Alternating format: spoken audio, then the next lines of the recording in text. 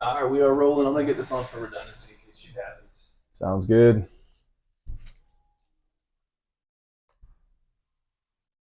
Previously, when I was doing, I was streaming everything, but I need to revive all of that. Flip, flip. That's the new. This is the awkward angle shot where it's like, are they on a date?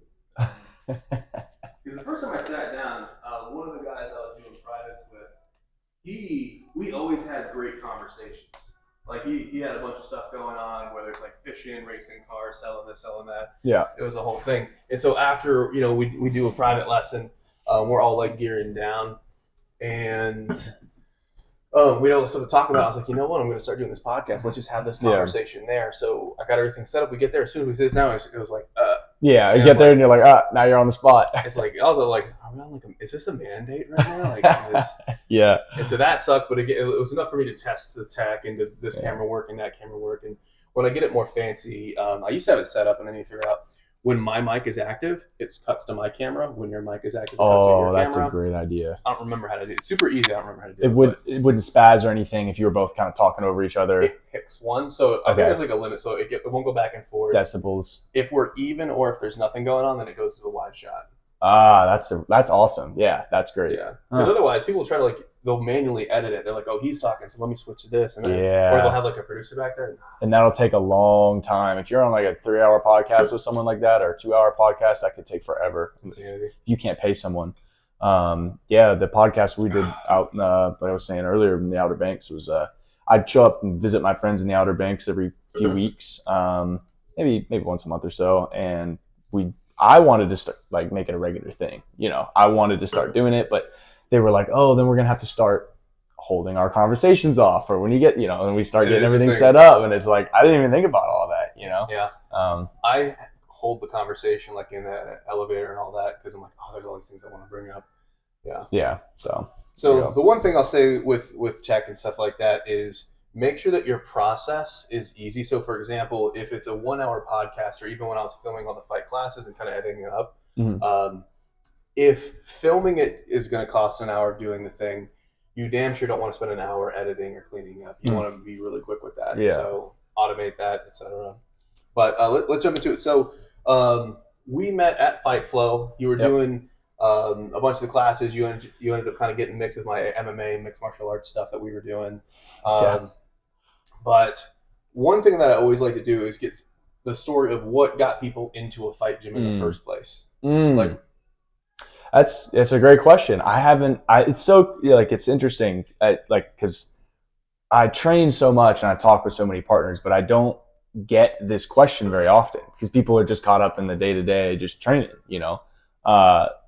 So I don't know, honestly. Like, I don't remember exactly where my mind was at. I think sort of from the top, kind of what it felt like was my whole life I've been an athlete. And I was that kid where growing up, my parents made me play a little bit of every sport. I played a little bit of baseball, season of soccer, season of tennis, football. I ended up kind of sticking with football for a while. I did football until probably about high school. Then I did track and field. So I became a runner and I was a diver. So I was like tall and super skinny. Then I graduated high school, went into college.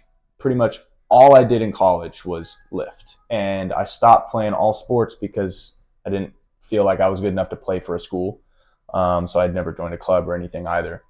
Anyways, I got into lifting. I met a friend who beefed me up. He showed me how to, put on size and learn all about the exercises and everything. I put on a good amount of weight, but that's all I did throughout all of college. Hardly any cardio. Like, I hated cardio. I hated being tired. Like, that was my biggest thing about sports, was I hated being tired.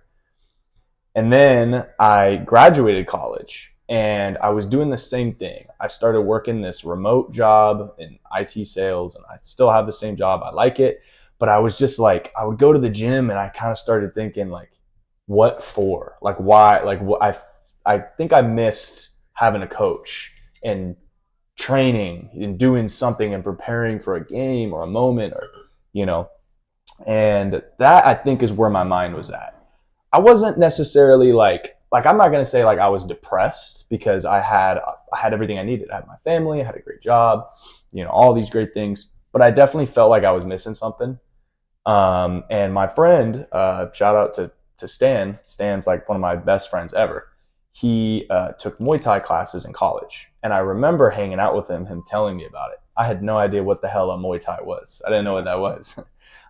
He would talk about it, but it was like I'm thinking like karate, like like I'm not taking it seriously, and I knew nothing about martial arts. Like I knew who like Conor McGregor was, but like I didn't really know. Like if you gave me a quiz and it said like, is he a boxer, a wrestler or whatever, I would have been like, he's a fighter. Like I know that, but I don't know exactly. So I really like have no experience with fighting. Like that's not something I grew up with. I have no family influences. I think I just got into it because my friend Stan watched the sport and he kind of started getting me into a little bit. And then I remember, I think I saw some video or something of Muay Thai. I literally can't remember, of some Thai dude sparring. And I just remember going like, that looks so cool. I got to learn how to do that. So it's a pretty wholesome journey up to starting. But I feel like once I started, I realized how difficult it was going to be. And that's kind of where, like, I guess the darker side of the story comes in. I had tried so many things in my life and I had picked up hobbies and things that aren't even sports that I felt like I was going somewhere with, and then I eventually dropped it or burned out or something where I got hurt, lost interest. I just never got great at anything. So when I started this, I was like, I'm all in. Like I'm gonna get really good at this. I want to like go a ton. I want to train a ton. But I didn't even at that point. I didn't even know what was ahead of me. I didn't know what it took to be great. I just thought it was put in the hours. I didn't think I was gonna have to be like sparring really hard rounds or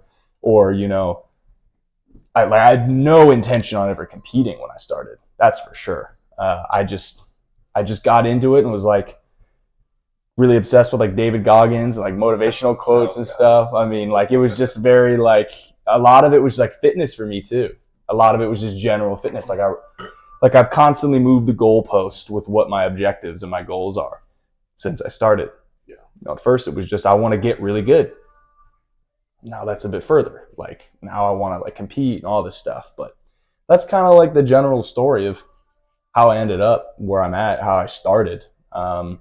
And then it was, just a lot of little steps. And like one of those steps being that day that you were like, I still remember it vividly. I was kicking the bag. I was there on a Friday to like just do a little bit of, some bag work. I had a little schedule laid out and you were like, hey, kickboxer, like come over here. And I was like, I remember being like offended kind of that you called me kickboxer because I was like, it's Muay Thai. It's like haven't thrown a single elbow yet. Like maybe like in drills or something super slow, but like, no knees or anything. So it was just like, I was way in over my head. And then I remember I did that and I was like one of the best days ever. Like I have the photo with you still and everything.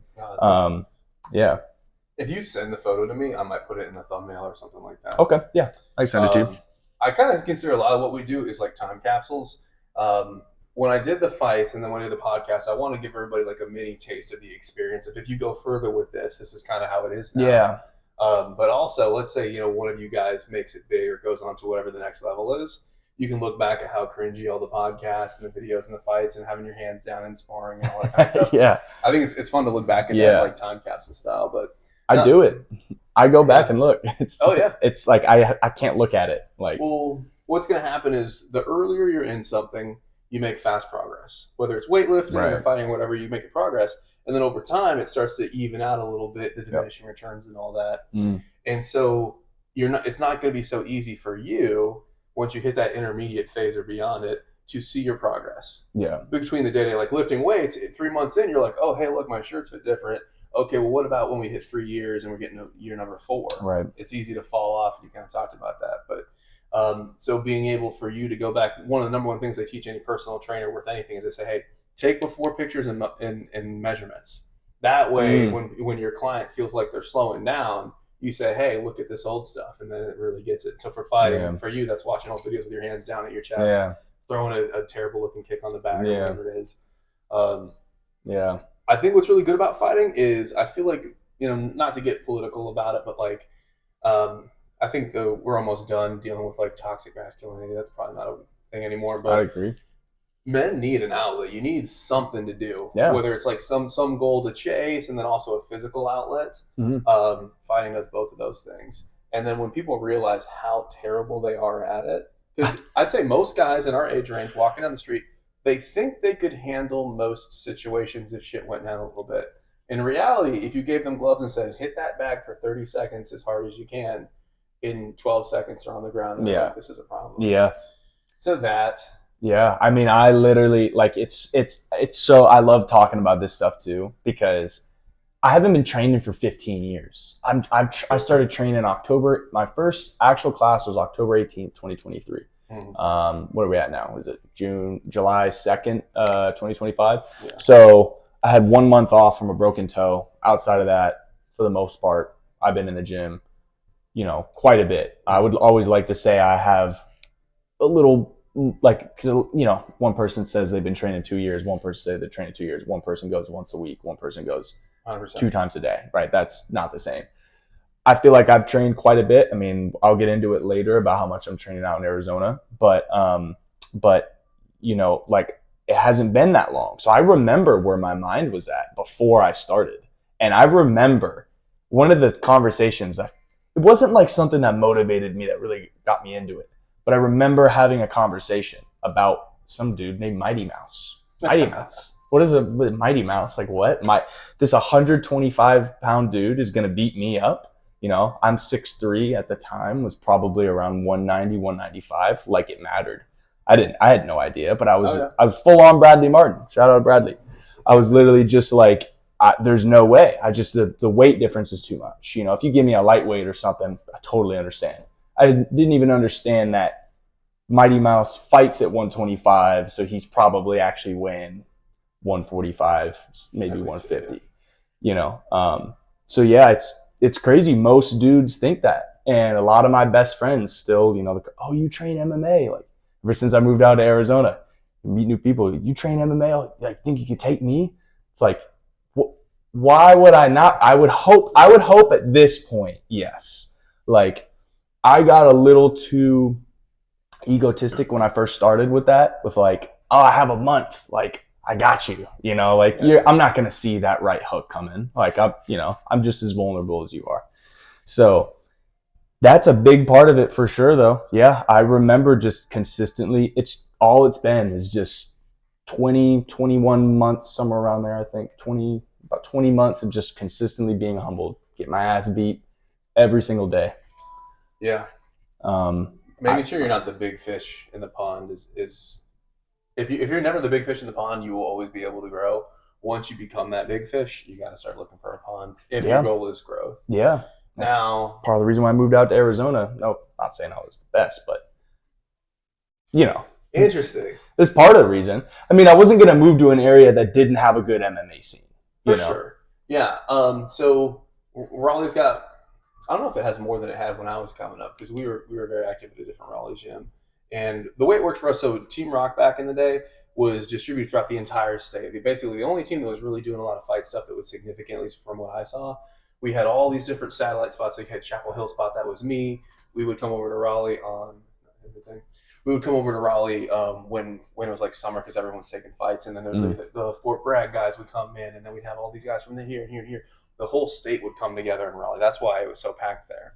But right now, for you to have enough MMA, are you trying to do MMA or are you trying to do Muay Thai for your fight? So I want to do MMA. MMA for me right now is more of like I would like to someday get in the cage. That would be, but I didn't realize how much work, I was way in over my head. But that is the running goal. Into a college wrestler that knows how to throw 2 punches is a very big speed bump to get over. I've thought about it a lot, and considering striking was my first love, and I still do it. That's still easily 75%, maybe 80% of my training load is just pure K1 kickboxing, Dutch style, Muay Thai, mostly a Dutch style. It's kind of what I've adopted.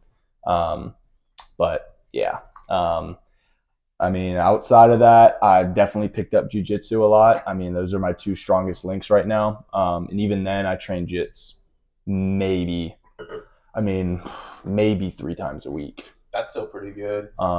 Yeah. The learning occurs not in the moment of doing the thing, but between. That's when, in sleep and this and that. Yeah. That's why you could try something, you're like, Yeah. oh, I'm not getting it. Then you come back the next day, Yeah. you got it. I remember you saying that. Yeah, I remember. Yeah, I actually put a lot of the neurological stuff that I learned throughout school. I'm like, if I spent all this time learning this neuro stuff, let's actually apply it to a game plan. Yeah. But for you just doing like once or twice a week and 3 times a week is fantastic. To keep that, your brain is constantly computing jujitsu. And it also probably gives you a good diversity, because if you just did 6 days a week of Thai boxing, what's your chance of getting all these overuse injuries, right? The elbow starts to feel like shit. Yeah. And then that's the hip or the knee. Yeah. So it diversifies your training a good bit as well. But so yeah, kind of becoming that big fish in the small pond. If you kind of got to go to the big city, if you want to kind of get, you got to go to a fight area. Raleigh's better than it is now. Yeah. When I left Fight Flow, they kind of were done with the MMA program anyways. And so I sent those guys over to Hometown. I don't know if you've been there. No, I've seen on your channel that you have some sparring rounds there. We went there once or twice. Yeah. That was good, but they're also mostly standing. So if you did come back in the area, that's Right. where I'd have you kind of take a peek. And eventually I'll probably try to get Trevor on the podcast to get his story. Yeah. But that's kind of where we moved things a little bit, and then I got busy. But you got to go to the spot. So we had a bunch of guys that trained with us. One of our guys did the Ultimate Fighter show. Oh, really? Brandon Garner. He was on like season 2 or that's something cool. like that. Hell yeah. He did well there. We had guys that moved over to Vanderlei's gym in Vegas. Okay. Damn. And elsewhere. But like once they kind of hit that peak, all right, well, it's time to go. Yeah. And so I feel like Fight Flow did a good job getting people from off the streets to making it look like Totally how to do some agree. MMA stuff. But if you want to get real competitive, yeah. Now for you, have you done any competition at all yet? No, I have still zero competition, and this is What's on the schedule? What's on the schedule is, dude, if I don't have my first kickboxing fight by the end of this year, Coach, if you're watching this somehow, I might maybe have some problems. I'm at the point now where I'm thinking about it as if I'm in camp, but I'm not. And it's getting to the point where, dude, I'm gonna overthink it. I'm gonna find a way out if I don't get going here pretty soon. Yeah. But it's also tough because it's like, I trust my coaches so much. I trust them. They're great. They all fight professionally still. They're really good coaches, and I've let them know that I want to compete. They've got the message. Yeah. I've done pretty much everything I can do besides walking up to them saying, look, if you don't find me a fight, I'm going to go to Fight Ready. There's another gym called Fight Ready where actually a lot of famous fighters train out of. Henry Cejudo, Tracy Cortez, Casey O'Neill, a couple others. But I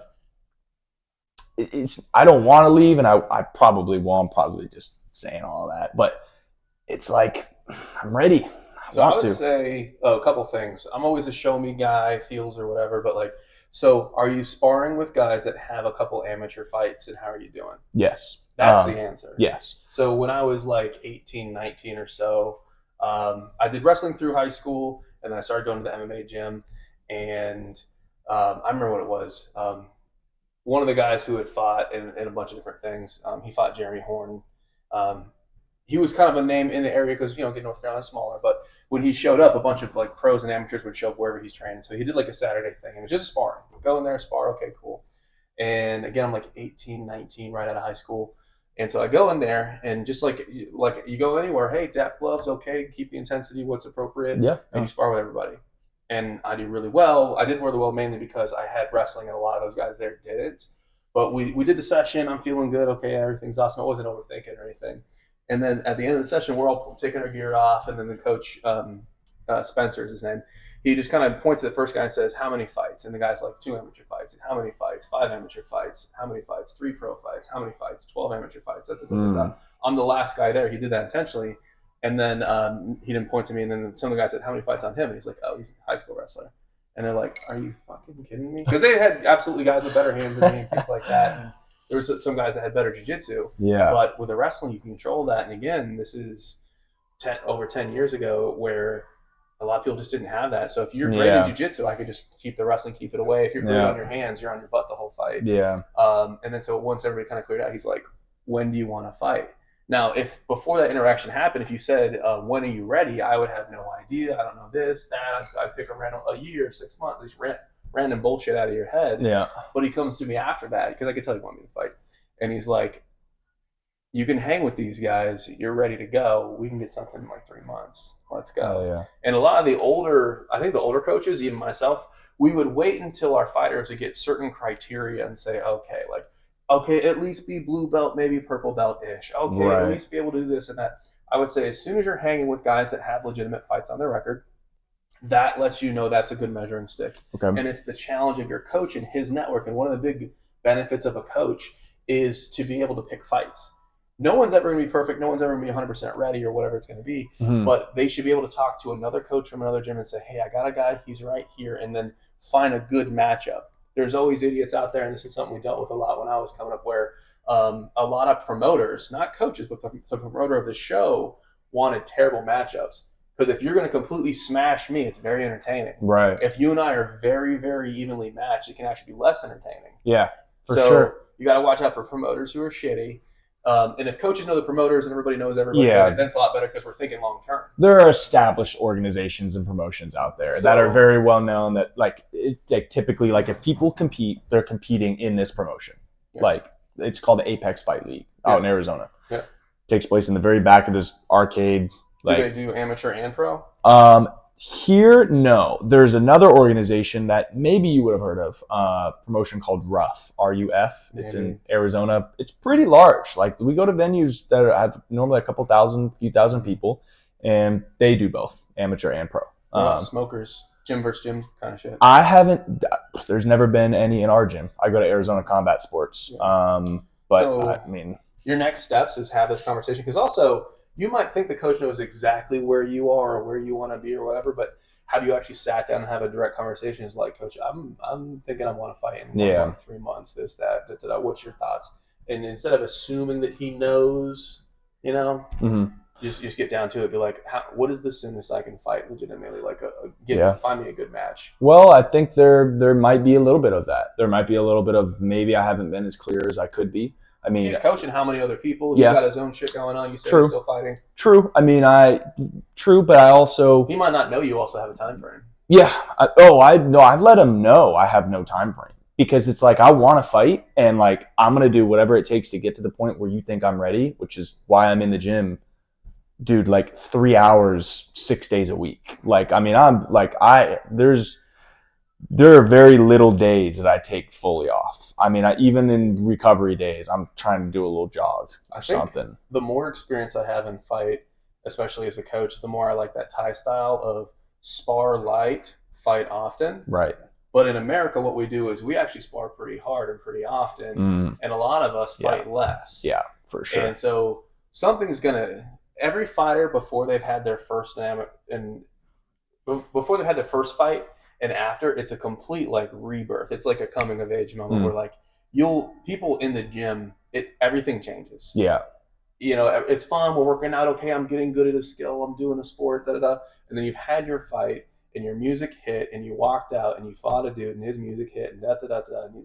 And then day 2 in the gym, it's different. You see stuff different. Everything's different. The whole place smells different. Yeah, I'm so excited. You got to get that. And so we try to get really close with the mock fights. That's why I got everybody loud. We made it an event. And even people had a smaller reaction to that. If anybody had that kind of feel of like, before and after the mock fights, imagine the amateur fight, and then imagine the next fight. Yeah. Well, that's something I wanted to follow up with, was you talking about, are you going with people that have competed? It's like, yeah, but what intensity are you talking about? Because I haven't had an actual smoker with another gym, a dude that has patterns and habits and flinches a certain way that I'm not used to. All these little things that like you pick up on. Like my gym's really big. I train with a lot of different people, but when I spar, I mean, I'm looking at a pool of, definitely less than 50 people for sure. Definitely less, which is still a good amount, but it's consistent. And like, there are people I go into rounds and I'm like, I know how this guy fights, right? I know you love to get inside pocket box and then exit with a low kick. I know that. So I pick up on that. That feels like cheating. You know what I mean? It's like studying for... It's like watching tape. Yeah. it's like but I've actually sparred him. I haven't just watched him. I've been there, and like my leg has suffered from it. So I'm gonna remember to not, to bring that damn knee up. So, but then there are also a lot of dudes who have fought and who might have really good records in professional, or maybe amateur MMA. And we've gone really hard, and they're the best of the dudes in our gym that like I can consistently go at a very high, hard, intense pace. I mean, it's hard to say percent levels, but we're sparring hard enough. I mean, I've never been dropped to the head or anything, never to the body. I've come close. But like I've had some pretty damn hard rounds. I've had rounds where like my coaches are like, I want you to go at this person, crank it up a bit. I want to watch, because like they're trying to see if I'm learning, what I'm picking up on, what I need to improve upon. And so they've seen me do that, and I haven't gotten a response that's like that makes me feel like they think I'm ready. Let's do this, Yeah. So it's kind of, I don't want to, the reason why I'm hesitant on just going up to them and being like, fine, like I want to get going here in the next few months, like let's do it, is because I don't want them to put me in a fight and they don't think I'm ready just because I'm begging them to. I want them to kind of be, hey man, like I've been watching you, like, you still interested in competing? And I'll be like, yeah. And they're like, all right, well, I got you a guy at, I don't know, cruiserweight, 193 or something, whatever, on this date. Are you down? Let's do it. I wouldn't say no to that. So how active are the guys around you? Because a lot of times you can kind of tag onto a show. Let's say 5 of your guys are on this show. A lot of times that's an easier way to kind of get in there too. Because the whole gym's going to be in fight camp mode. They don't have to do a specific fight camp for you. You got the whole team kind of going.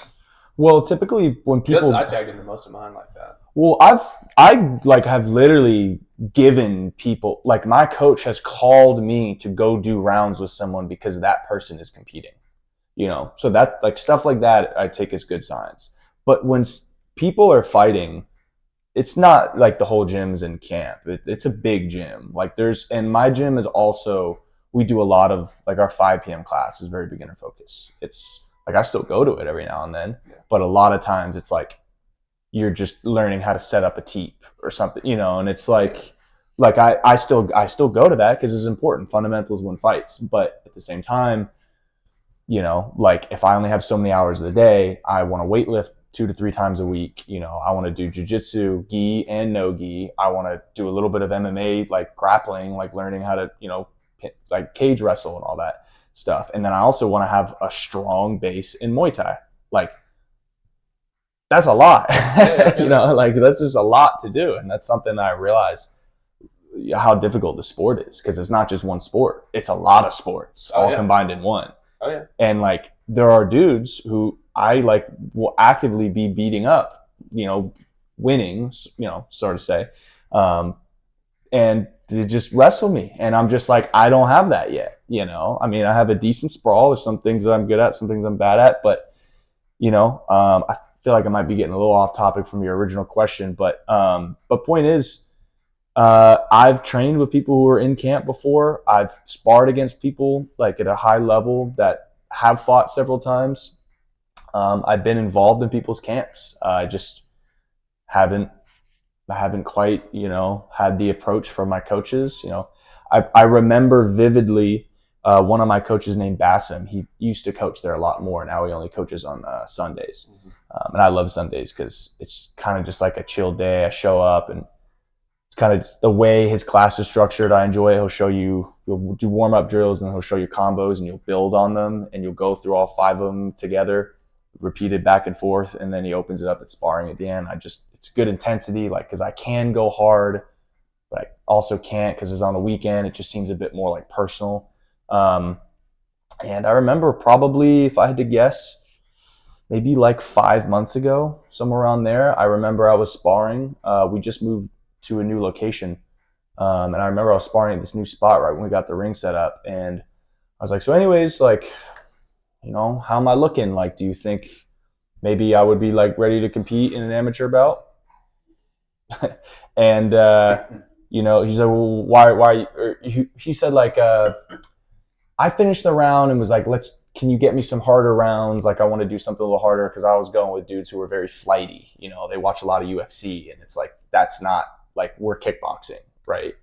And so they're a lot more spazzy and they don't see they move. And it's like, those people are almost harder to fight against because I don't know what's coming. Like they don't follow the rules of like, if you end in an even number here, you know, you need to follow up with an odd number kick, you know, that type of stuff. And so I remember after that round, I asked him, I was like, do you want to get me some harder rounds? Like, I want to know how I do. And he's like, why?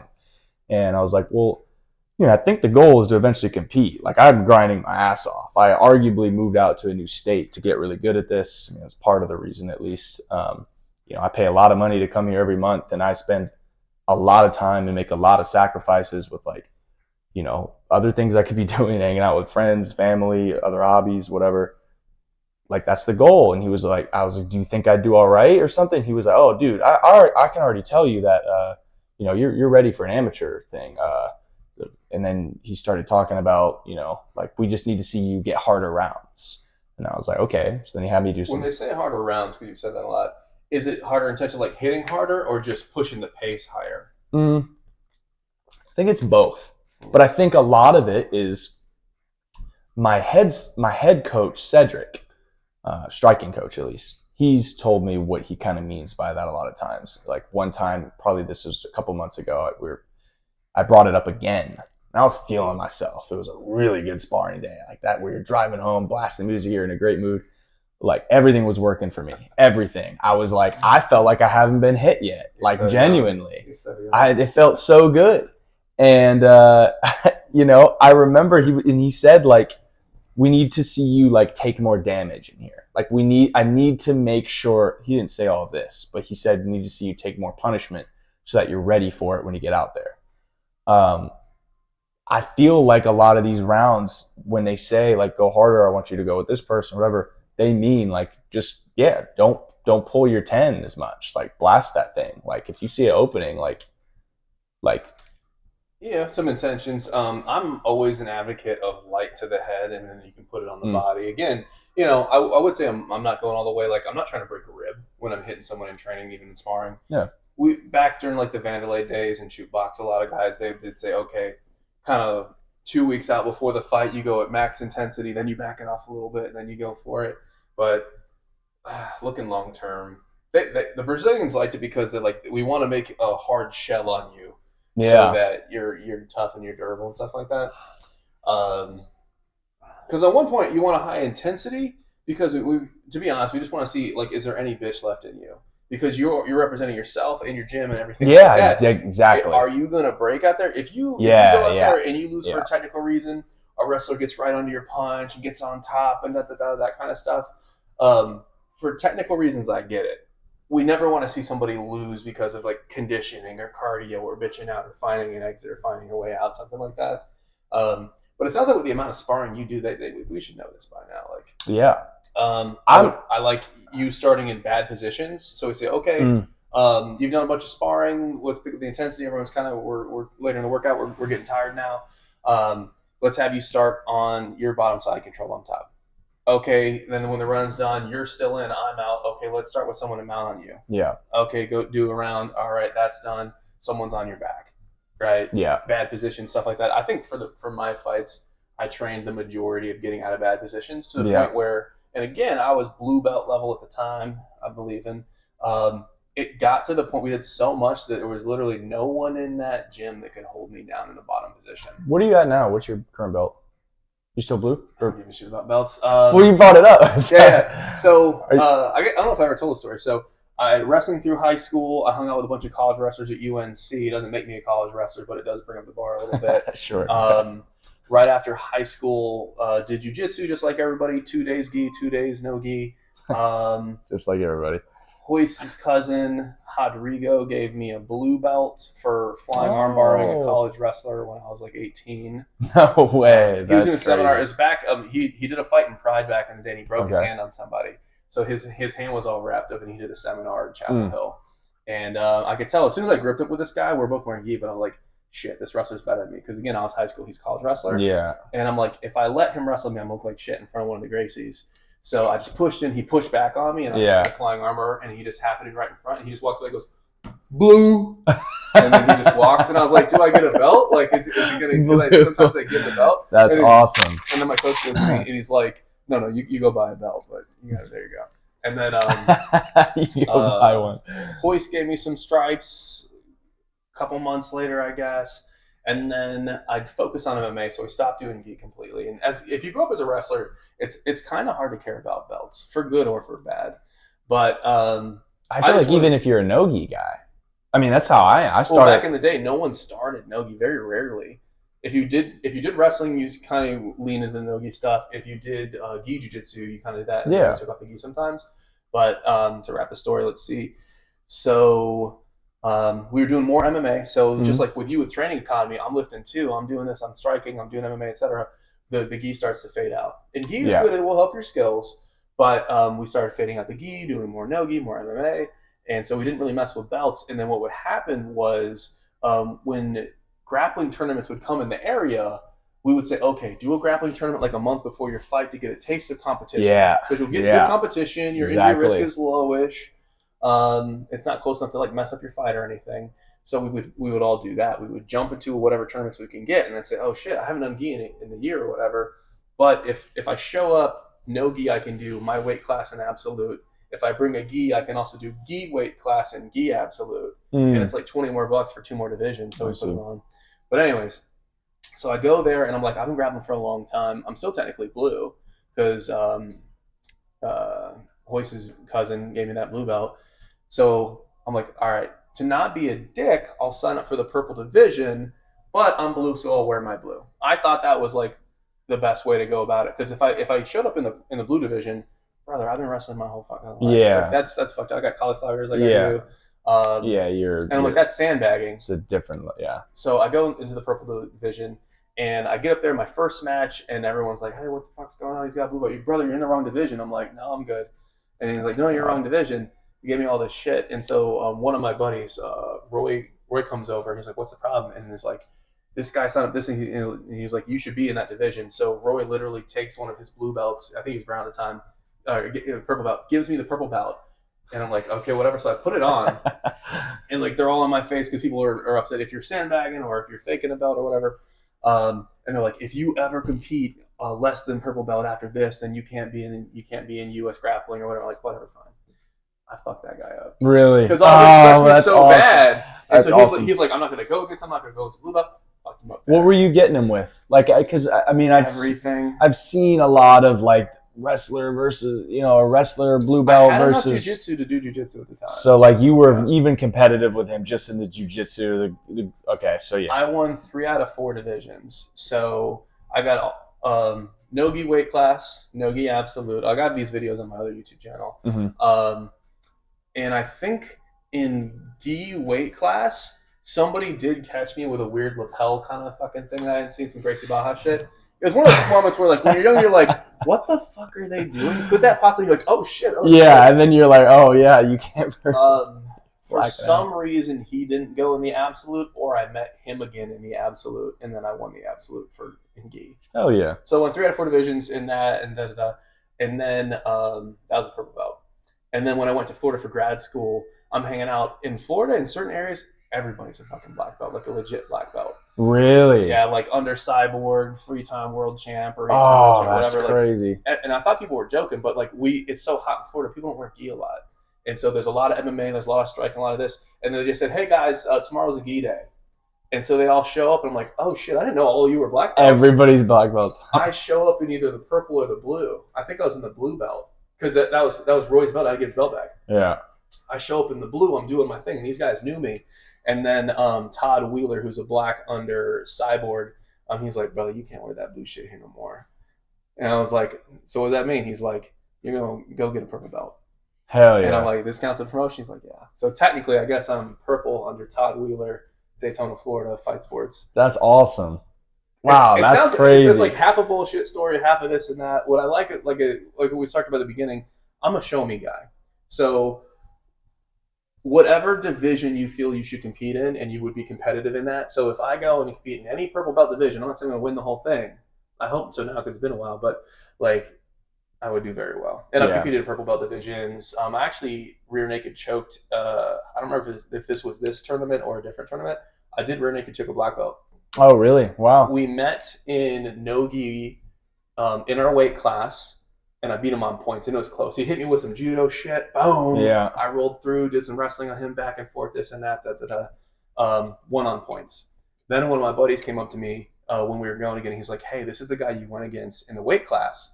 You got him last time on points. Choke him the fuck out. By the way, he's a black belt under Ruberio Carioca or one of those guys." And so I heard that, and so I just wrestled the shit out of him until he fatigued. And then he kept trying to do that same judo thing on me, but I kept getting his back. Fatigued him out with wrestling, and eventually he popped his head up like that. Yeah. And like this is back when I was close to 170, but I was just all lats. Snap, snap. Just, like, that's on one of my older YouTube channels. I can't imagine judo's too effective against wrestling. Oh, he threw me on mine. He hit me with those sockets. You could, what's that one where you throw your leg up real high, then you kind of cut it down, and it's like a hip toss with a little extra? Are you stepping in front of their knees, or are you behind them? I'm grabbing you like this. I turn this way. I throw this leg up. Yeah. We used to call it the Osaka street card. That's why I can't remember. Ugashi, I don't know. I get all those confused, but all right. So he's getting you. It was a high jump. He's a legit guy. Okay. And we talked after, and he was kind of telling me how he was like doing a cut for a fight soon, and he was feeling kind of fucked up on that. Well, like, that's a good segue. A snapshot of the day. That's something I want to talk about, which is that's probably the biggest concern that I have, biggest hesitation I have about competing is, dude, like I'm not trying to cut a ton of weight. Like I could, but then when I walk in there, I walk around at about anywhere between 205 and 207 right now. So I beefed up about 10 pounds since the last time I saw you.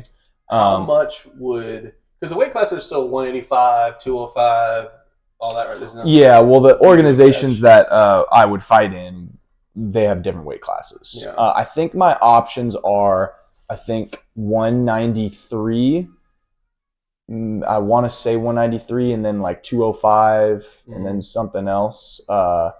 And it's just like, I'm not like, I also partially care a little bit about like the work that I put in terms of like weightlifting and quote unquote bodybuilding, because most of my strength, not my cardio and everything, but just my strength conditioning, I guess, is, just traditional.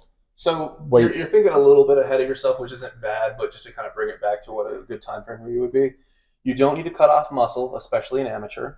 You've got catch weights in between. I would say whatever you finish a workout at, minus 5 to 10 pounds. Okay. And so it would just be a hydration cut. So for example, one thing I learned from the NC State wrestlers that we work out with is during their training camps, they would always drink a ton of water. And they'd always get a good amount of salt and electrolytes and all that stuff. And then what would happen is right before, I think it was like the week before. No, I'd say like 3 days before. They're cutting out salt a lot, and then right up and before they're drinking a ton of water until like the last day or two. Then they're cutting water a lot. Yeah. So what happens is your body gets used to taking all this hydration and losing it all. And you just piss off weight constantly. Yeah. And then on that last day, your body's used to getting all that water, but you cut the water. You can water drop a ton. Yeah. Now you'll be cramping and stuff like that, and you'll have to drink Pedialyte after you weigh in and all that kind of shit. Yeah, but that's fine. Yeah. But I would say you could easily hydrate out 5 pounds, 10 pounds, etc. Yeah. But don't overthink the weight cutting. Just avoid doing anything obviously stupid. Yeah. Because an amateur, you don't need to do this big jumps. I fooled around a little bit, maybe too much, but I did weight cutting my whole life with wrestling. And so it's a technical skill, just like anything. Learning how to do a squat or do a double leg takedown is a technical skill. But also over time, your body gets good at it. Yeah. Now you're sweating a ton. You're doing this athletic things. You're doing this wrestling, fighting. So you're getting good at sweating. But like the actual cut itself, and what you might consider is doing like a mock cut, because you don't want the day of or the day right before for it to be the first time to figure it out. Now, if I would also say weigh yourself before practice, weigh yourself after practice, get kind of used to how much you gain and lose and this and that. Yeah. And then the other thing is when it's time to actually cut, hot tub. Hot tub. Really? tub. Over sauna? Would you rather be in a sauna with hot air all around your entire body and your head, or be in a hot tub where the water is constantly pulling water out of you for the osmotic effect, and your head's not in the water? And so what happens is, every time I did these fights, they put you in a hotel, and the hotel has the shitty pool, and it also has the hot tub. So you do hot tub as much as you can. You have a friend there talking to you, making sure that you're not going retarded. And then as soon as you're like, oh, that's too much, jump your ass in the pool, jump right back in. And so back and forth, reset. back and forth. Okay. And while I'm in there, I'm looking through the window and you got all the workout spots, and you see all these other fighters that are at the hotel too. They're wearing plastics. They got hoodies on. They're running on a treadmill. You have a fight that day or the next day. Would you rather be the guy on the treadmill before the fight or the guy in the hot tub for the fight? You have passive weight loss and you have active weight loss. I don't know about you, but I don't want to run 5 miles before a fight. I totally agree. Right. I'm right there. Hot tub pool. Keep a friend with you. They're chatting with you, making sure you sound coherent and stuff. Yeah. They might ask you from time to time, oh, by the way, what's your middle name? Yeah. Pull up do a little brain test in there, this and that. Yeah. But just have a spotter with you, have someone with you. Back and forth a good bit, towel off, get on the scale, check it out, go back, etc. That's a really good idea. It's a skill like everything else. Yeah. That's why for the mock fights, that's the one thing I didn't add in, but I was kind of, if we kept doing mock fights, every month I added a little something extra. Yeah. Oh, now we got interviews. Yeah. Oh, now we have corner men with ice bags. Oh, now we have this. I was actually probably thinking about, okay, it's time to start getting like weight cutting. Yeah. Yeah. I mean, it's, I'm not trying to get ahead of myself. I'm just trying to think about like, because I guesstimate 10 pounds. Yes, yeah, that's what most people kind of have told me. Is they're like, dude, you should not be cutting more than 10 pounds for your first. Because you have a low percent body fat, anyways. Yeah, and also, I mean, I would consider myself an above average in terms of muscular person. Cons to it, but well, one of them is when you have more muscles, it's easier. I've heard it's easier to weight cut because those muscles store water. So the more muscles you have, easier it is for your body to fluctuate weight. Yeah. So yeah, I mean, that's just something I'm trying to think of, just try to keep in mind, like getting ready because I know that's like a whole big process. That's the fight before the fight, I think is what people say. So yeah. The other extra thing, do you have any experience cutting weight at all? No, not. This is an extra bit for people that have made it this far. Bidet. Bidet. Like the toilet that shoots water up your ass. Oh God. Yep. So here we go. What is this? Okay. This is 100% truth. I'm too old to be bullshitting people these days. So when you're cutting weight, you get constipated, right? Because your diet's you're cutting out a bunch of shit. You're not getting a bunch of fiber and this and that in there. You're probably cutting that down a lot. You're dehydrated because we're literally cutting weight. That's what we're doing. Okay. And so the job of the colon is to pull all the water out of your stool that it can. If there's because it wants to get that back. If there's in the opposite, if it didn't happen, you have diarrhea, right? So constipation is one extreme, diarrhea is the other extreme. And so what'll happen is you don't have a lot of stuff in there to move it on out. You don't have a lot of fiber or bulk. You're dehydrated. So basically all turns this and that doesn't go anywhere. Yeah. And then the other thing you're thinking, damn, I wish I could take a shit right now because if I could, that would be more weight loss, right? You absolutely can't. And so what's going to happen, and this is like real wicked. I used to go from 200 pounds to 171. Over how long? So that would be a longer process, and like I'd be like 189 like the day or two before. I would always kind of estimate with it. I think on my last time I did, I kind of went too much. But the first fight, I think I cut from like 185 to 71. Oh, that's easy. I've done my whole life. Okay, then I cut from like 189 or like 195, and then the last one it was like 200 to 171, unnecessary, and I was just kind of testing some shit out. But the same thing always happens when you're losing all that water, you get constipated. So I know it's ridiculous to talk about, but one, doesn't feel great. Two, you want to get you want to get all the whatever out of you so you can weigh less, right? Because here's what happens. Let's say you can't go, you do make weight, and then you can chug and drink as much as you want. Typically, you'll like drinking Pedialyte until you can urinate again. And then you'll start drinking water and Gatorade or water and Pedialyte until you can urinate clear. Once you're urinating kind of clear, then you start eating whole foods, etc. Depending on how much time you have. And what'll happen as soon as you rehydrate, you're like, I need to go right now. I wish this happened an hour ago, right? Yeah. But with bidet, you can enema yourself. This is not a joke. way. This is real. This is real. We didn't have this back when I was doing it. That's crazy. But here's the thing. Water up there, everything out, empty, fantastic. I'm telling you the real stuff that you don't get on the shows. Yeah. That's real. Well, I will keep that in mind. I appreciate it so much, and if I try it and it works, I'll give you a call. I'll let you know, and I'll say I learned this from my old coach. You're sitting on telling. Yes. Here's facts. Nobody takes a good shit before weigh-ins. It doesn't happen. But this is the one thing that you can do. That's going to be the one clip out of the whole interview that we get. What do you I'm telling you. I heard, so like I've been doing a lot of, I would say the past year specifically, I've really been spending a lot of time listening to podcasts more of fighters. Not that he needs a shout out, but mostly on Joe Rogan, just because I haven't gotten through everyone yet. Like there's so many people, you know. I remember hearing a while back about how they used to let UFC fighters, I'm not sure about other promotions, but I know in the UFC they used to let them use IVs to rehydrate themselves. They stopped doing that because they were afraid of PEDs. Yeah, it can dilute. Yeah. Really? So there's no way they can just check the IVs? Because I feel like I hate weight cutting. I hate the idea of it, not just because I'm dreading it myself. That's part of it for sure. But I just hate the fact that you have to fight like you're essentially, you probably feel like you're hungover 24 hours later. I assume it probably feels somewhere like just dehydrated and you don't feel 100% depending on how much you cut. So here's a couple things. Store brand Pedialyte is pretty fucking magic. And so it can be different in different states and things like that. First off, what the UFC does might not apply to whatever organization you're dealing with. So find out what they're specifically doing. And then amateur versus pro. Amateur, typically they'll weigh in on the same day. A lot of places have moved it so that now everybody's weighing in the day before, so that gives you a lot more leeway. Same day weigh-ins, what I did is a lot different from next day weigh-ins. That changed the game plan a lot. I bet. But I will say Pedialyte's pretty magic. You're probably not honestly doing anything, and you shouldn't even be doing anything that would necessitate an IV bag. They are great. Oh, yeah. I mean, I was more so just saying, like, your opinion on it. I mean, I hope I don't get to a point anytime soon where I need an IV bag to rehydrate. But I just from what got it popular is a lot of military guys. We got a lot of Fort Bragg out here. Mm-hmm. So what they would do is they go off base, they party super hard, then they got to be ready to go in the morning and do military shit. And so what they would do is they'd hang their own IVs, fall asleep, wake up feeling like amazing. Yeah. And then you heard like Dave Chappelle doing it for partying reasons, and then Joe Rogan doing it, then fighters doing it. And got popular. In fact, at that Daytona gym, one of the brown belts there, that's his thing. He would hang those for fighters. Like he had like a little side business thing doing that kind of stuff. Yeah. Play by the rules. If you're doing amateur, probably not a lot of people looking. I mean, they didn't do any like steroids testing and whatnot for all the stuff I was in. So don't worry about it. That's minor stuff. It's kind of fun to think about. Yeah.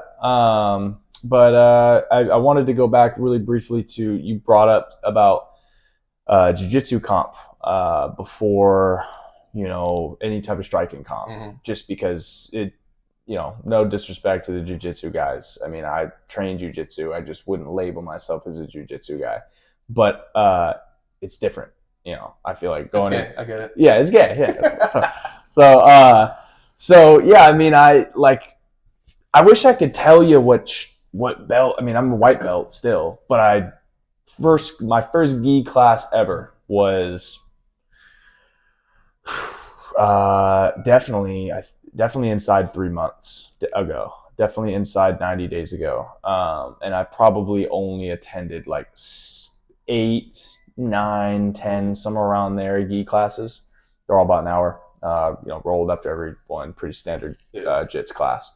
But I have a decent amount of no-gi experience.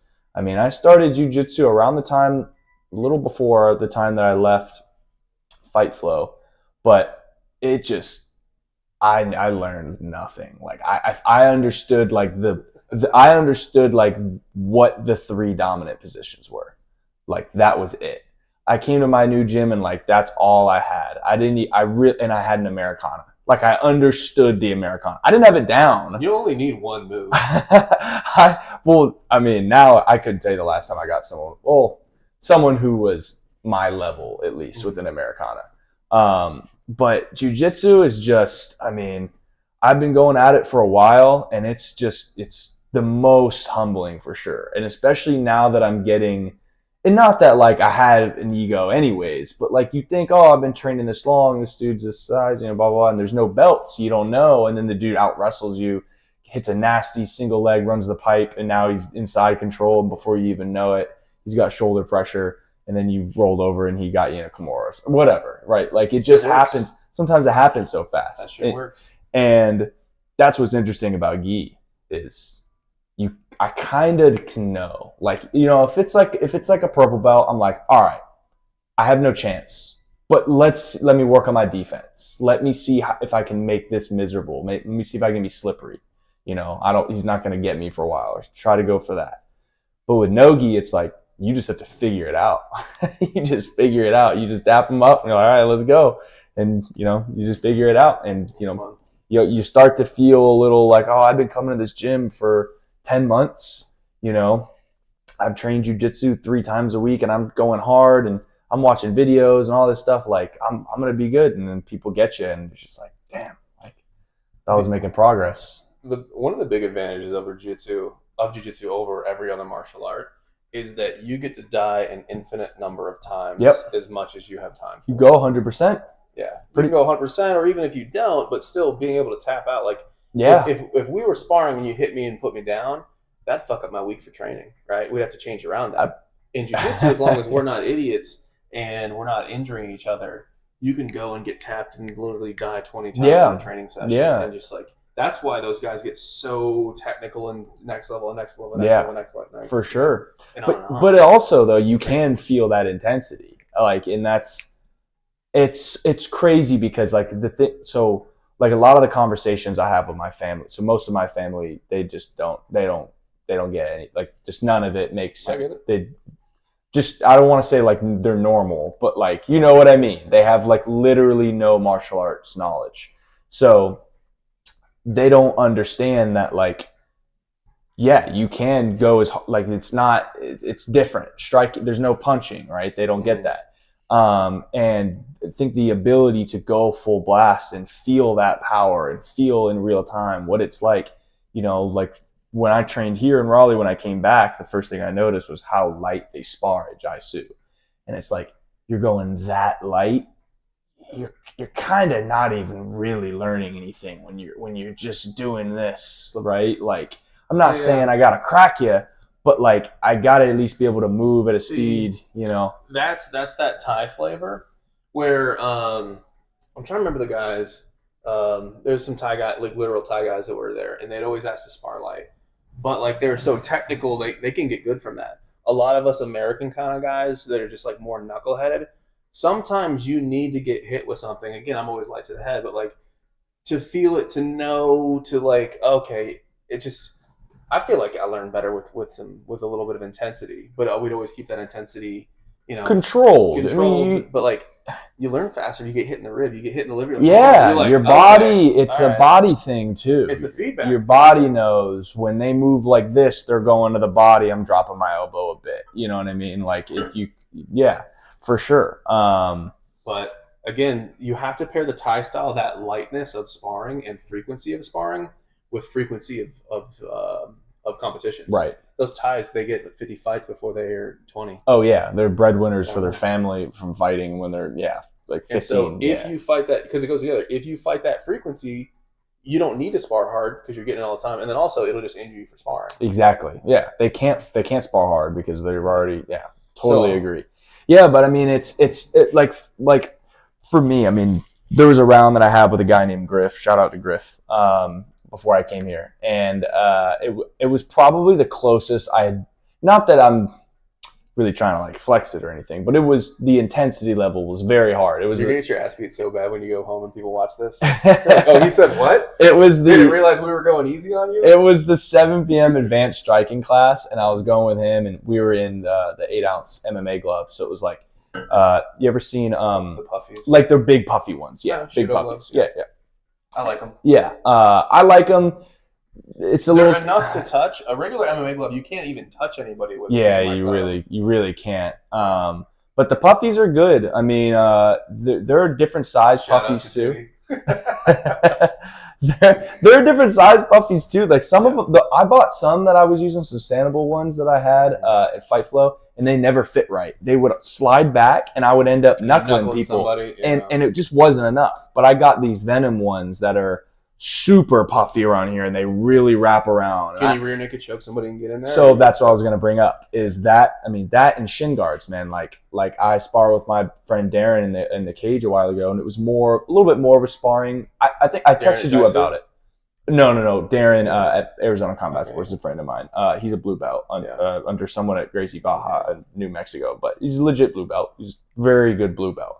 Way better ground game. But because of that and shin guards, when you're in the cage, like you're probably not getting a body triangle on me. And like that changes the way I have to move when you take my back. There's tie shin guards and there's also grappler shin guards. The ones that kind of fit on like a sleeve. Right. And so there's an argument to have both. Just like we can have big boxing gloves and I can have MMA gloves.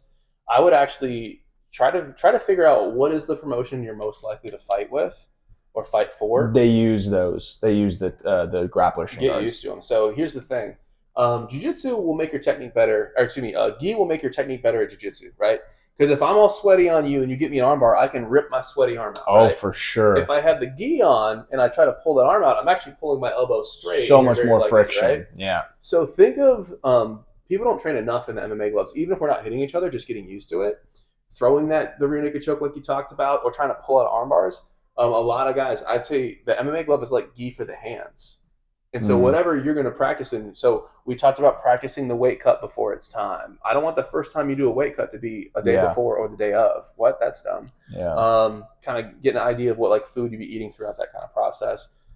Training in whatever you're going to do. Some people will put in a new mouth guard on fight night. And then the entire time their mouth's open when they're breathing, or you can tell they want to spit it out. Or those are the guys that spit their mouthpiece out during the rounds all the time. They're not used to that mouthpiece. Of course it's going to be weird. So just like with the mock fights, we try to make everything as close to the real thing as it was, because that's what we're practicing for. Get used to those gloves. And so if you have to wear the puffies in an amateur fight, better fucking get used to it. You can figure it out. If you got to wear the poofy shin guards in there, same thing. We know shin guards in mine. Yeah, well, I mean, again, like I'm not quite looking at an MMA fight. Like my scene is a kickboxing. So I think they fight in, I want to say 10-ounce gloves, and then they have those grappler shin guards were the ones that are sleeves that you put on. Yeah. And those, those are small. Like that's your kick. Like I got to make sure I'm checking kicks, man. If you check it wrong or get checked wrong, and you'll feel it. Yeah. And then keep in mind that the pros no shin guards. I know shin guards when I fought. No shin guards. We had little UFC gloves. That was it. Yep. UFC gloves, and hopefully you're wearing a cup. Yeah. What's checking a kick like at full blast? I've never been checked bone to bone. Okay. And so actually, Johnny had a good point on this. If you're coaching and you don't have a shin guards on, I'm just showing a technique, and you check me and we go light, that hurts actually more than you and I going hard chin to shin. Really? There's something about it. Maybe it could be like just a neurological thing. If I'm going hard, then my adrenaline's there. Yeah, I mean that's because that's what that light check where you hit it, it just feels like glass wants to break. Yeah, I mean some of my toes are like just. Like mangled. Toes suck. I don't know why we have them. We should get rid of them. Just give me a hoof.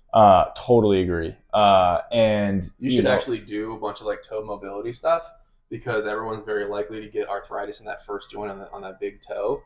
And so, like, a lot of guys, when I have them do like wrestling shots, so funny you bring that up. Little duck walks and like wrestling shots where you have to really kind of bend the toes in the foot. Yeah, that joint starts to get shitty, and that really messes that MTP joint right there on the big toe on my right foot. Yeah, it's really bad right now. It's at a level where what happens is I'll throw a low kick, and they'll do some of that, get right out of the way, and I just catch my toe. It shoots up my leg.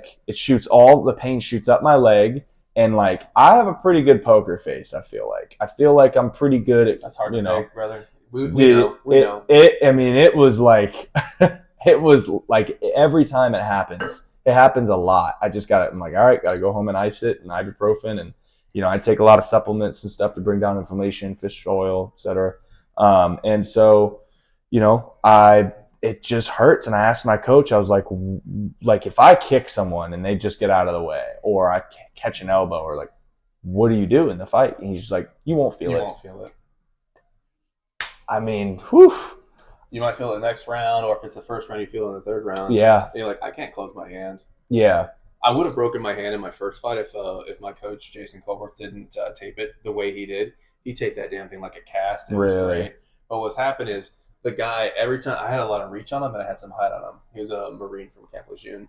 And every time I threw a punch, he had this like open thing. At first I thought he was kind of like baiting me in. Yeah. But and so I was like, my wrestling's good, fuck it. And I just started committing and just throwing left-handed crosses at him. And so he would duck and it would hit him here, which is the hardest part of the skull. Wasn't intentional. That just kind of was his flinch, right? It's both our first fights, I think. And it's crack. It just sounded like every time I did it sounded like a baseball just getting hit by it. Just crack, crack, crack. And so my thought was, I know I'm not hitting him that accurate, but if I'm just going to I wanted to throw max power because that's the first time I ever was able to throw literally 100%. And I'm like, if I just keep hitting this thing 100%, eventually it's going to go down. Yeah. This guy was like a zombie. I did 3 full rounds of just cracking the entire time. That's crazy. Didn't go down, right? What the fuck? That's unfortunate. Isn't that ominous? We're having some technical difficulties, people. Give me a sec. I think it's actually motion censored for a lot of it too. It could be. Give it a sec on that. There you go. It's motion censored. We weren't moving enough. We just had to get up. We had to get our steps in. Yeah. Complete our rings. What is that? Isn't that what the Apple Watches do? Yeah. Close your rings. We're on time. All right. But so anyways, so I kept cracking, kept dropping his head. And I just thought I was just going to bring him down with just brute force because I'm like, all right, I'm feeling good. Everything's feeling great. And I just feel like if I just kept hitting him, is full, like, have you ever hit anybody full power before? You're actually asking me? Have you? I've come pretty damn close. Pretty close? I feel like I've gotten to the point where I've missed a shot and they just didn't counter. And my arm's been here. And I was like, if they hit me and they like were ready for that and loaded up, like I would probably have gone down. No, but have you ever hit someone full power? Yeah. Like you were saying, have I ever attempted or has it actually connected? Have you ever intentionally? Full power, 100%? I don't think so. Right? I don't think I've hit someone 100%. Imagine being in a fight with a bunch of people loud and the whole thing, right? Yeah. Your 100% is even more than it was. So I just thought it was going to come down brute force. But back to the story, when I was doing interviews after the fight, they had those big barrels full of like waters and things like that. And so I had my fist in there, the motherfucker's throbbing. Really? And I was like, oh, I hope I don't break this thing. But luckily, he taped me so good. And I always hit with that middle knuckle because it lines up straight. It's the strongest one, too. These ones come in on an angle, and these ones want to break. But think of it like a matchstick. Boz Rutan explains this really well. If you have a matchstick and it's straight, and you try to press down, it'll stab your fingers. It won't break. But if your matchstick is a little bit bent, it'll snap, right? So these two knuckles, and mainly this one, is lined up straight. It's supported by everything. Yeah. So if you keep your wrist good and you hit, you're good. If you hit with these two, not so good. Now, if you tape the hand very well, you turn all these 4 bones into 1 bone, essentially. And so you're good to go. But my point is, I'm cramping up so bad. It's been such a long day. But, yeah. Yeah. Full force. You won't feel it in the fight. I didn't feel a damn thing at all. Well, I'll tell you, even in some of I still get nervous when a coach calls me up to do harder rounds. But what often happens, since we're in American gyms, is I'll go with someone maybe who they're better than me. Maybe they're 2-0 in amateur MMA or whatever. And I hit them with a good shot right down the middle, and it rocked them maybe just because it's perfect. I didn't throw it hard. It wasn't that fast. Sometimes it's good when you don't even feel it hitting them. Yeah, exactly. I feel like he overextended and he's here and I just hit it right on the money, right? Something like that. And then they get annoyed. So then you escalate, right? And they go 1% harder. And you go 1%. And you go 5%. And then they go 5%. And then next thing you know, you guys are in that round and you're at 75, 80% in 8-ounce puffy MMA gloves, on a Tuesday night. And I got work tomorrow, It's a blast. I love it. But, that still counts as hard sparring experience. And I do things and I'll get hit with something or I feel like everything low, I feel a lot more, but a lot of stuff to the body and to the face, I don't feel that at all. Just because my adrenaline gets moving, I would say definitely don't try to be the toughest guy out there or anything like that. Yeah. Because a lot of the guys say, hey man, I'm good at this because I'm so tough. I can take a shot. You never want to be that guy. And as a coach, those aren't the guys you want. Shout out Justin Gaethje. You want to be hard to hit.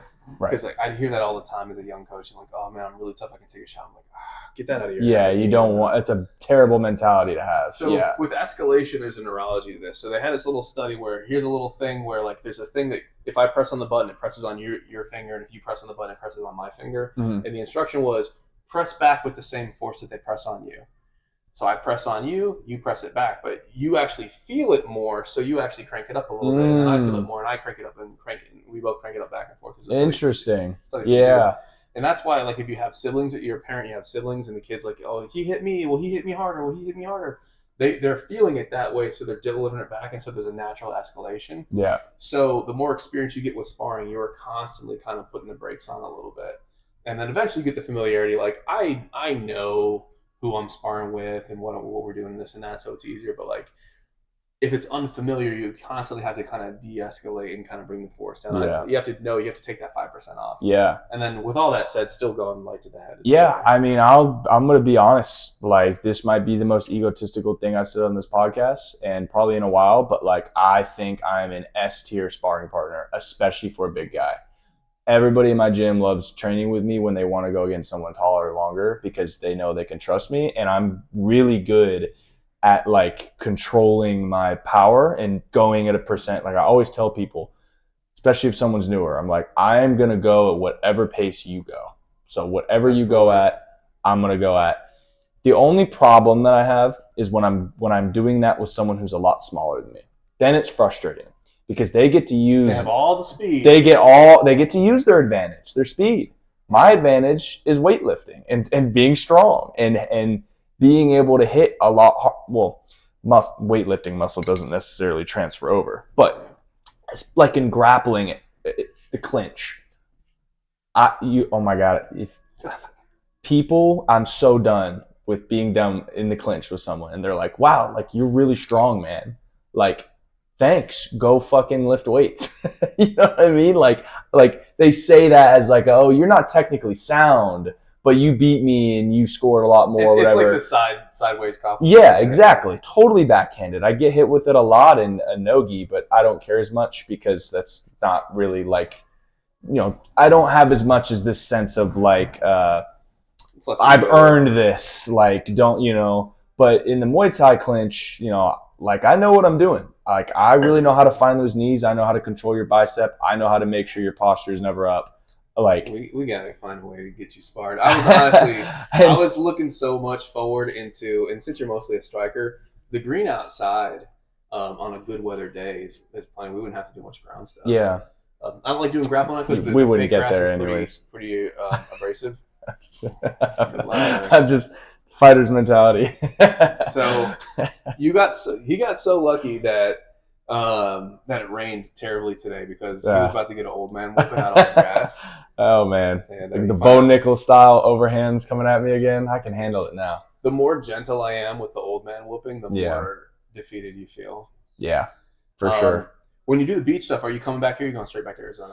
So, like I said, I leave Monday. I get back from the beach Sunday. I don't know what time yet. I know there's one friend of mine in town that I want to try to make time to see. But if it's going to be rainy all weekend, I would be willing to come back either Saturday night or early Sunday morning and maybe see if we can do something on Sunday. Hit me up. We'll just kind of play it by ear or whatever. I got a phone, you got a phone. Okay. What I will say is that green over there, it does dry off a lot faster than you'd think because it's fake and it's made with like drainage in mind. Yeah. It's fake grass, not real. So, yeah, I mean, that could be a good idea. I'm down if it's not continuing to, sprinkle rain the whole time. And then I might try to chat with Hometown. I know Hometown had that MMA thing coming up soon. It's just I got a lot of shit on the plate. I mean, literally. Yeah, I just sometimes feel bad taking advantage of the free trial class of gyms if I know there's no chance I'm gonna. I would just chat with him and tell him exactly. I'm like, hey, brother, I got a buddy in town. Can we find some mat space, or we need to do this or that? Just kind of work something out. Yeah. He had an MMA thing coming up that kind of sounded like the mock fights I was doing. He was doing something very similar with Thai boxing and kickboxing. And it sounds like they're going to do a version of it with some MMA kind of stuff. And so I wanted to kind of help promote that, but just so easy to get busy. You load your plate with all this bullshit. Yeah. Then you get busy. But I mean, that sounds good. We'll stay connected and figure it out. It's always fun when you come back to an old gym and you're like, all right, whose ass could I not whip before that we're whooping on now, Yeah, right? yeah. I hit up Ja before I came here. That's how I got your number. Yep. Was I had to hit up Ja because I remember I was going to be in town. I wanted to see all my old coaches. I'm actually thinking about getting up with everybody and just having a day out there. Dude, that'd be. I mean, it doesn't sound like I'm going to be here for it, but I'll probably be back around December. Yep, figure it out. I'll try to let you know in advance. But dude, yeah, I'm training my ass off. Like I literally feel like I've been in a 10-month long fight camp. Like my roommate got sick of me. Like my parents, my friends and family, they just like, what are we doing? Like I'm literally there. Like, I mean, there are days where I will go do like a 45, after I close my laptop, I'll go, for work, I'll do a lift, a 45-minute lift. I'll go and do some intermediate striking, drilling, and just class. Then the advanced sparring, and then after the advanced sparring, I'll run with the competition team, a couple 2.5 more miles. Like you're looking at like 4 hours of like. This is the phase of your life where you have to do that stuff. Yeah. It's not that you can do that, you have to. Yeah. Because you will never be less busy than you are now. Exactly. You might think, oh, in the future when I no. Yeah. Fill your schedule with all the stuff, put as much on your plate, as much responsibility or whatever on your plate as you can, and then you're gonna be able to look back and like, oh, I did this and this and this. I would just say have a head-to-head conversation with the coach and be like, what's the timeline on fighting? What do you see? Yeah. What are my holes, etc.? Are there any shows I can get on? Because technically anybody who's in a relatively good shape, if you found a partner that was like a clone of you, you'd be ready to fight because that's a good matchup. Right. And so if they can just get a matchup, and there's plenty of other guys and other gyms that are trying to find that matchup. That's why Fight Flow, the mock fights was so good because I was able to get that. And it was such an intermediate step between. There's such a big gap between training and your first amateur fight. That's a big ass jump. I think the gap between amateur and pro is less than that. I would. I haven't done an amateur fight yet, but I would totally agree. I mean, a lot of my good buddies have like just fought for the first time amateur, or are 3-0, 2-0, they come back. right? And they talk to me about it, and they're like, sparring afterwards is not the same because I know what that cross feels like, or I know what that lead body hook feels like if you don't block it, or you don't get out of the way, or you don't see it, and then just the vibes of the moment. Yeah. Sure. That's one of the things I really try to make into the mock fights is I want it loud and I want everybody to watch. Because like if you're sparring in a sparring session with the guys you're talking about, all these guys are competitive, but it's 8 groups going at the same time. Yeah. Everybody sits down in one group spar. That even just that feels different. Yeah. Everybody's watching, your whole gym's watching, etc. You start to feel some heebie-jeebies. Okay, now next time let's bring in a bunch of family and friends to watch. Okay, now it's a show. Okay, now it's a smoker. I wanted to just ask really quick, because we're talking about being in camp, and you're saying we're talking about the Thai style of light to the head, super playful because they fight so much and all this, and then we're talking about going hard to the body, light to the head. A lot of times, so like I'm gonna go ahead and shout out my friend Dylan. He actually just fought. Unfortunately, his first loss on his record. I think he's now 3-1, right? I think 3-1, maybe 4-1. Muay Thai fight, elbows, knees, everything, elbow pads, I didn't get to see it because I was here when he just fought. But like leading up to his camp, like I helped him out a decent bit. I mean, I trained with him, I spar with him a good amount. And I would watch his hard rounds with other dudes who are going to compete in their camp, let's say 6-7 weeks out. And like there are certain rounds that our coach throws them in there, and like there's a little bit of that switch. It's not really sparring. Like they're trying to hurt each other. Like they're trying to drop each other. Like that is the goal. Like they're trying to get their hand moved over so they can land that shin right to the liver and get them dropped, and they're scrapping. Is that something that you think that's necessary in a camp leading up to a fight? That's a great question, honestly. So in different schools, different gyms are going to do it different. We talked about Thai style, American style. And my thoughts have kind of evolved on this. So the intensity that I would always push would be, again, light to the head. I don't want anybody going home with headaches, etc. And the limit at the body is, I'd say, about 70% to the body, because beyond that, you can break a rib. And so my whole thoughts is, as a coach, I need the injury risk down. Can you ever remember an injury at any of my classes or fighting or anything like that? Other than someone hop around their rolled ankle, shit happens, okay? No. But like, can you ever think of a contact injury that we ever had? and we had some good intensity in there. We were getting it. We weren't paying patty cake and touch. Yeah, no, I Right. remember. People got dropped to the body, but never a broken rib. Because if you get dropped to the liver, you're not injured. You just pain. Yeah. Right? Pain's fine. We like some pain. And so I think about that. Is there value to going to that 100% sparring with buddies or with other training partners? I think there's value there, but you have to do a risk reward. Look at all the fighters in my generation coming up, kind of the George St. Pierre, Matt Hughes era, et cetera. Maybe CTE, et cetera. How long were their careers? Things like that. You see like Bukaw and all these other Thai fighters that were able to fight 150 times, et cetera. And it's just, I think if you do the light style, again, not pitter patter, we're still touching, we're still being quick, we're still doing the whole thing, but you're fighting, twice a month, once a month, et cetera. That pairs well together. I'm trying to give you a more obvious answer. I would say if you're aiming to fight Rome, 2 to 3 times a year. If you were aiming to fight 2 to 3 times a year. So I see people do it when they say, okay, I'm not in a training camp right now, nothing on the schedule right now, so I'm able to go hard and kind of peak and do like peaks and valleys. I've also seen people say, okay, before your fight, yes, it's risky. Yes, before your fight, you might get cut, you might get banged, you might get this.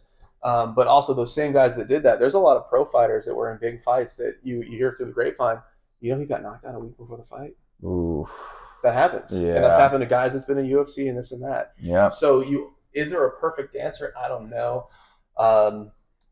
But the reason why the last version, because my thoughts as a coach and as a fighter has always evolved. And so the last phase that I was doing, always light to the head.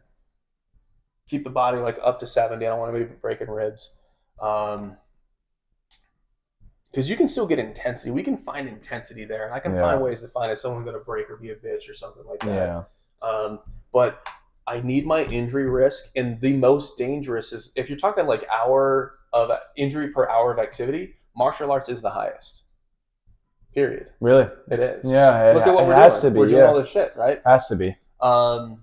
It's just the highest. It's a contact sport, et cetera. You're using your entire body. There's no medium. I think that's like medium meaning like I try to explain this to people sometimes they don't understand what I mean. Like there's no shared object that we're trying, like it's your body versus mine. There's no ball. There's no like that's why goal. I like it, actually. I totally agree. You can feel it. And that's why it feels more like personal, more like it's your identity, like when I lose to, when I'm struggling for 90 seconds and I can't get this free trial kid, this free trial class, dude. I'm like, start getting angry. I'm like, why is he tucking his chin and why are his hands like this when I get to top? Like, what's going on? So. Yeah, it's gonna be fun for you looking back on this because, like, you see it if you have a bunch of experience, you kind of see the different phases that I went through, and like maybe I had an ego phase or low. I kind of got through my ego phase through wrestling, and so I was more kind of like problem solving when I was in my MMA phase. I was never like, oh, hey, look, it's this or that. If I had a cute girl with me, I had nothing else I was worried about. I was like, all right, we're just becoming better. Yeah. But like you'll see these different phases of your thoughts and like, winning sparring and this and that. It'll be fun. Yeah. You'll see where you're going to be in 5-10 years. Yeah. But I would say clear goals. Getting a fight in by the end of the year, that's a little bit vague. And honestly, how old are you? I just turned 25. You're very late, and you should feel like you're very late. Oh yeah, late. That's why I am grinding my ass off. I started wrestling in middle school. I was fucking around before that, but I started wrestling in middle school and then wrestling in high school. I was late to wrestling. Yeah. I had a buddy. I know. Yeah, I had a buddy who 3 brothers. The older brother started wrestling in high school. The second brother, he started wrestling in middle school because the older brother was doing that. And then the other kid, he was wrestling probably he could walk, and he was like a couple matches away from being on the Mexican Olympic team. And it's just like, you got to get into There's levels. It's just simply levels. And I mean, I think if you're in shape, I don't know why you can't have 2 fights before the end of the year. And you got to have a frequency, and you got to get that many in because, like, you're 25 right now. Shogun was winning world championships at 22 in Japan. Yeah. Right then, I'm not saying you got to compare to that, but I'm like, you got to fucking go. Yeah. Because 25 feels a lot different than 28 does. It feels a lot different than 32 does. And I'm not saying you got to go UFC or whatever, but like, you need to go. And then once you have that sense of urgency on there, You gotta get active, man. If you are not injured and you're healthy, you move to fucking Arizona for this. Yeah. So if I were you, I mean, I haven't seen you spar. That's what I want to do. Honestly, if I sparred with you right now, that would give me a really good gauge of what's going on. Yeah. Someone talking about how they spar, yeah, who knows? But and you have no footage of all these. Well, I have one video that I could maybe. I have one video. It's not really sparring though. It's some dude that I met this past weekend. He's a 6'8" Muay Thai fighter, and he's done a couple of the local String bean, or is he a IKF. giant? He's 6'8" is his record. Is his height? That's his height. That's his height, not his record. He's a string bean, or he's not like a string bean. He's gigante. like he's I mean, he's not big. We're not talking like a motherfucker 6'8" and not a string bean. Dude, he's pretty string, but he's not like, you can tell he's decently filled out. He like focuses on not being, the string bean. But he's done like some of the IKF competitions or whatever, so like some point scoring. And we I was drinking this day, but we were just like, I found out he did Muay Thai and I was like, hell yeah. So we were doing a little bit of like this touch sparring, but like even in the background you can hear some of my friends going like, God, like they're so controlled, like they're trying to hit each other, and like the better you get, the more control you get. Yeah, for sure. Those are the guys who are gonna fuck you up when you really spar. Yeah, exactly. Yeah. Oh, his leg was just floating up there. I mean, I had my hand, but one is not enough. Like, it's just simply not enough. You need to bring that other one over. Or at least I try to as much as I possibly can. But then you're open for a lot of counters. I don't do sparring in terms of, I'm trying to word it right. What I'm trying to say is, the big measuring stick is, you don't want to be the guy who like, oh, I'm winning training, but like, when you sparred, kind of who won. It's not like I'm trying to win, but like, exactly. I did my game plan, got him on the cage, got him down on top, and so if you're winning sparring against people that are a good match for you, okay, the same, close to the size to you, etc., they got a couple amateur fights in there. That's really the thing. And then the next step is just, can your coach find another coach that has a guy that's a good match for you? Yeah. Because there's plenty of guys out there that are just wasting your time. There's plenty of guys out there that you shouldn't even be in the ring with. There's a bunch of ones that are just right at a good match for you. You always want to be, and as a coach, you always want your fighter to be in a fight that they can win and they can lose. Yeah, I totally agree. I think that's what the mock fights were for over 90% of them. Every time I had a mock fight and people were lined up, unless it's like the last two and I'm just matching people up, which happened like only once. I was excited to ref it because I'm like, I don't know. Yeah. I know it's going to be good, but I don't know. And all of them are like that. Yeah. But that's the challenge, and that really pulls on your coach's network, and they probably have a better network than I do. I'm out there, but they got to talk to the coaches and get it going. Make it happen. Spar guys that have fights. That's the only way to know. You don't have to whoop anybody's ass or whatever, but like, who won, who lost in the spar. Yeah, for sure. No, I mean, that's how I feel. I mean, I've really only had a couple of rounds. No guessing. No, I feel like this, I feel like that. The proof is in the pudding. Yeah. Spar a guy with a couple amateur fights. Could you hang? Okay. Yeah. It's time to amateur fight. I mean, I will say, like, when I texted you a while ago and said, oh, I just got out of training, I just beat this dude. That wasn't like a sparring. Like, I had been training him in striking. Like, I had been coaching him on everything that I had learned recently and everything that's working for me. And like, good Lord. He is like beginner, like very beginner, like only a few months into sparring type of beginner. But he's a very good blue belt in jiu-jitsu. I am nowhere near blue belt. I don't want to guess how many stripes I think I would have, whatever.